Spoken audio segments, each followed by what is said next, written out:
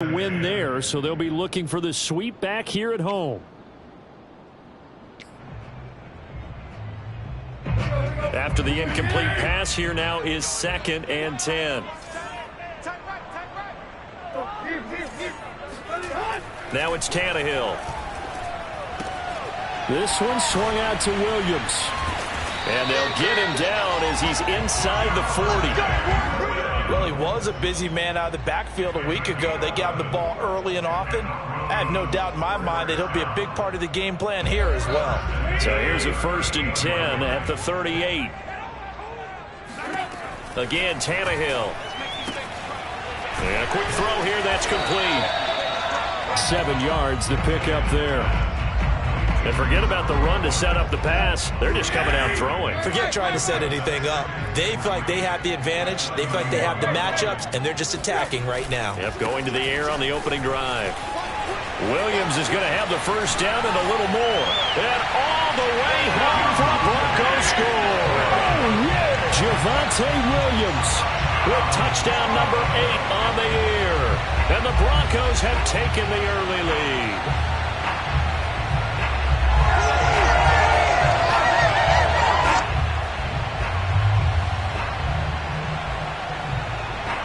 Now Greg Zuerlein on for the extra point.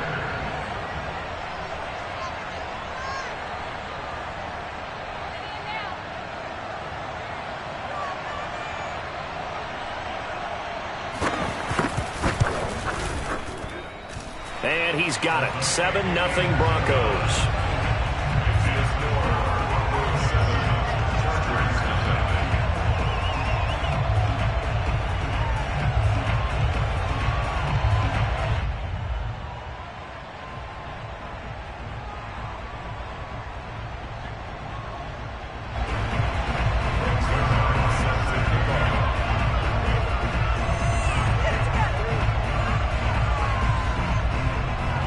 Now after the touchdown, it's Zuerlein. He'll kick it away.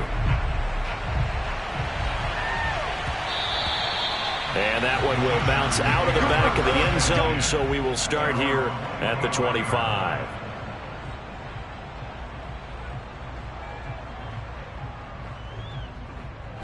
Herbert and the Chargers now with a 1st and 10 at their 25-yard line.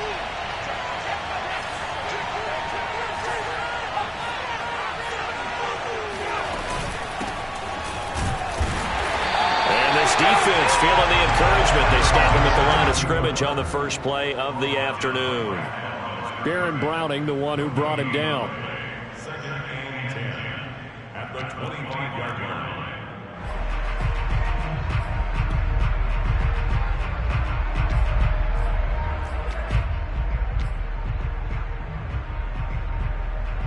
So after the run for no gain, here's 2nd and 10.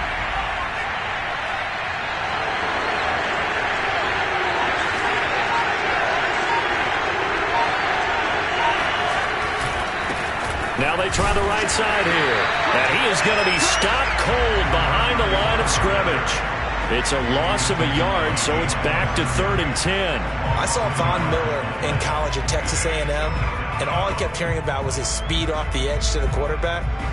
But what impressed me, his balance and his ability to take on blocks and be a force in the run game, as we just saw there. A nickel set defensively for the Broncos here on 3rd down. Play action. It's Herbert. He rifles one that's intercepted. Picked up by Caden Stearns. And he brings it back to right around the 26-yard line. What a start defensively. Your offense goes out, gets the touchdown, and then you get the interception. Just perfect. How about the discipline that they showed on defense? Because after the offense scored to go up 7-zip, you would think they might be a little extra aggressive trying to get back at them. Instead, they read their keys well. When they took the shot downfield, they were more than prepared for that one. After the interception, here's Tannehill. He's going to go up top for the end zone. And this one almost intercepted. Not a good throw there. Nearly an opening drive INT. I think we can all understand what they're thinking right now. They take over the ball in field goal range after the turnover, so they've got that in their hip pocket. But they've got to go for the end zone and turn this into a bigger points. Their thinking is a touchdown is really what they should get from starting here. Getting 3 points at the end of this drive, that would feel disappointing. And now he lost the foot. He'll loses it. And picked up by the Chargers.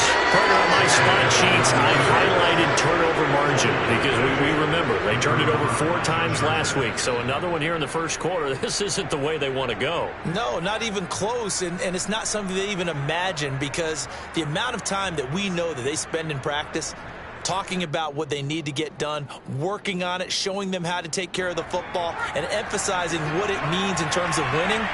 They got to just be puzzled right now that they're not taking care of the ball better.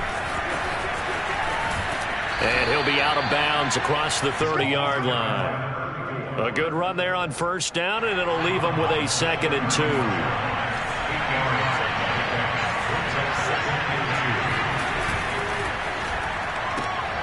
A quick throw caught by Godwin. Didn't they tell us in our meetings that they needed to account for him on each and every play? You think? A guy of his caliber? So how does a guy like him get that wide open? That usually means there's a entire breakdown on what the coverage was. That everyone thought they were doing something, and they were supposed to be doing something else. But bottom line is, no matter what, you have to know where he is and cover him on every play. Now, look, that wasn't a huge gain, but those are the types of carries I think they were missing in their loss last week. They couldn't get him going on the ground. Did you get the same feeling I did during our meetings, that they kind of regretted that he didn't touch the ball? Absolutely. You know, hey, he should have touched it more last week. They weren't going to make that same mistake, and they've taken care of that early.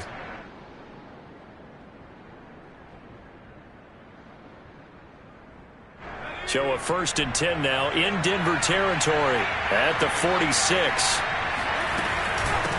From the gun, they'll try to run it. And he's going to be met at the line of scrimmage and taken down. These two teams, they met in L.A. earlier in the year with the Chargers coming out victorious. So they're looking for the series sweep here in Denver. Officially nothing on that last run. They'll try again 2nd and 10. Here's Herbert. Hit as he throws there, incomplete. From the snap, he certainly looked like he knew where he wanted to go with the ball, but surprise, that guy was covered. So that took his attention elsewhere to no avail.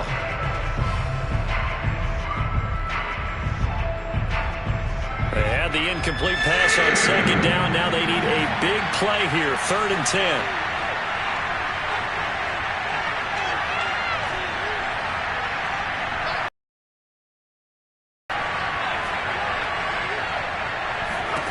Now it's Herbert. Herbert has it knocked free. It's picked up by the Broncos. The 30. 10. And this is going to be brought back for a Denver touchdown.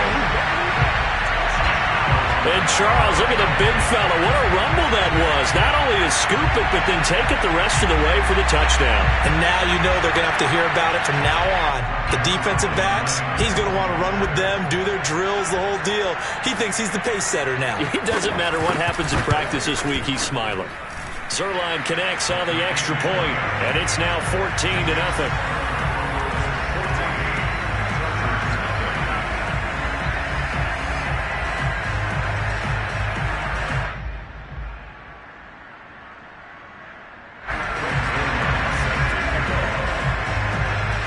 So here's the kickoff now as he'll get it again following that fumble return for a score. And this will not be returned. It'll come out to the 25.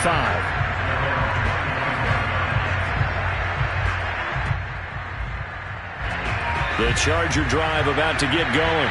And in just about every game we see, partner, what do we do when we look at the stat sheet? We go right to the turnover differential. Without a doubt, because when we see that, that pretty much tells the tale of the game. And I know there's still plenty of time to go, but you've got to take care of the football in order to win it. They'll come up now on 2nd and a yard. Now a handoff looking right. And to the 42-yard line here and brought down there.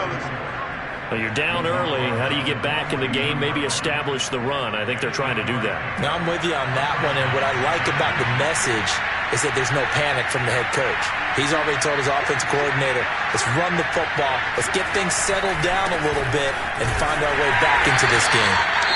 And he'll lose yardage here, back at the 41.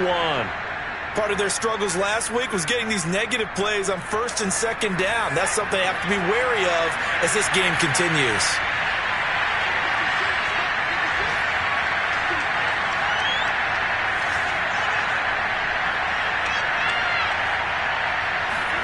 On 2nd and 11 now. Herbert. Firing quickly here, and that's complete. It'll go as a gain of 4, and it'll be 3rd down. So, Charles, you talk about this head coach and his future with this franchise. Look, it's been a frustrating year, and I think we saw some of that frustration boil over at his weekly press conference earlier in the week. Yeah, he's trying to say all the right things, isn't he? But he's heard the rumors. He knows what's going on out there. And right now, he is tired of having to answer the question, are you on the hot seat in every meeting with reporters? This week, he kind of said, I've had enough. And I don't blame him. He looks like a guy that may very well be out the door.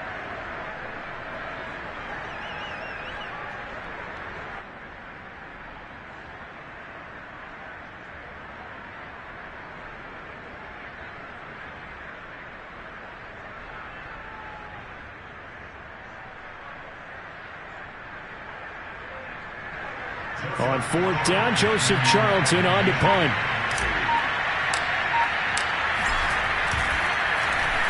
He'll send this one into the mile-high air, and it's a good one. And problems spreading to the punt team now. This one goes all the way into the end zone on the fly, so that'll come back to the 20.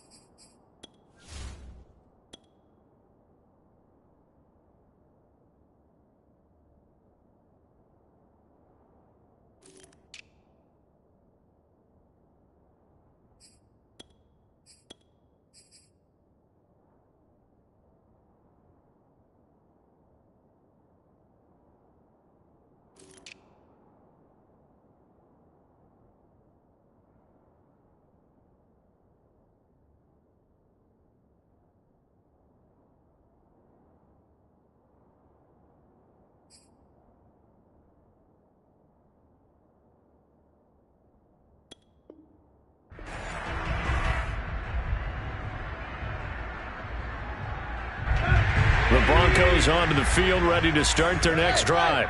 And last time, the fumble, the turnover. Now, they still have the lead, but I don't think coaches care. The turnovers will bother them no matter what the scoreboard says. And that's the relief that you still have the lead. But coaches look at what if and what it should be. Turning the ball over when they've got a chance to score more points and increase the lead, that's what's going to affect them. And they're also thinking to future weeks, maybe when the game's closer, right? No doubt about it. You want to clean up everything. Let's just be honest about it. They want everything to be perfect at all times. They don't want to give up anything that's going to hurt their team. So many teams want to throw the ball in this situation nowadays, but I love watching a team that has enough confidence to go ahead and run the football. In that situation, that's almost a tendency breaker. So from the 36 now, 1st and 10.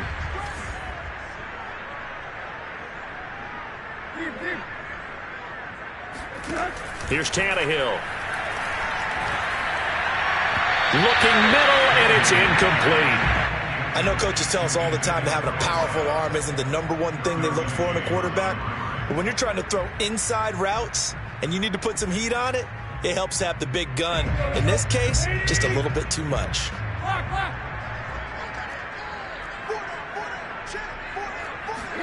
To throw on 2nd and 10. Tannehill throwing for his running back, and he's got him complete.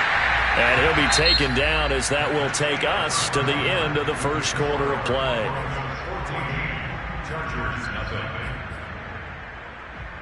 Couple of first downs to kick off the drive. Here's 1st and 10 up at the 46.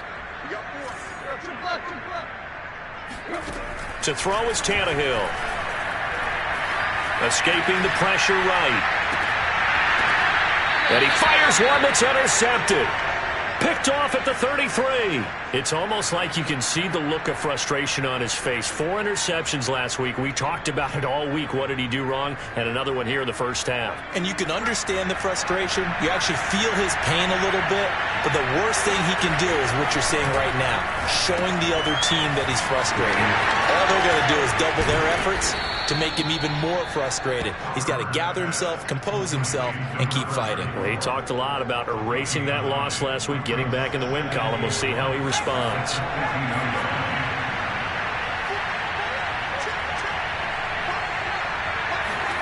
They'll fake the handoff. Now Herbert.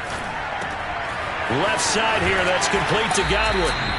Charles, when you talk about free safeties, I think one word comes to mind, range. And we saw an example of a rangy free safety right there.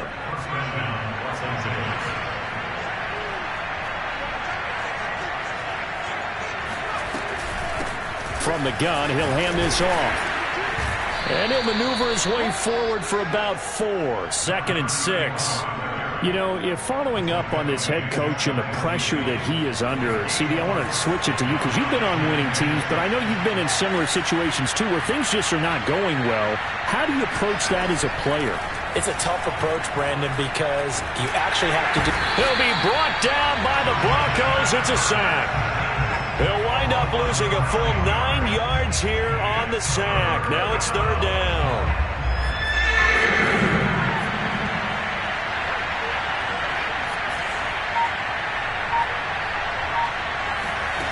Now Herbert with it, looking to pass. And to the right side here, it's Allen. And he's going to be taken down here, still a couple yards short of the first. It'll be a pickup of 14, but they're still a little bit short as it brings up 4th. And here's Joseph Charlton now, as he'll punt it away for the 2nd time.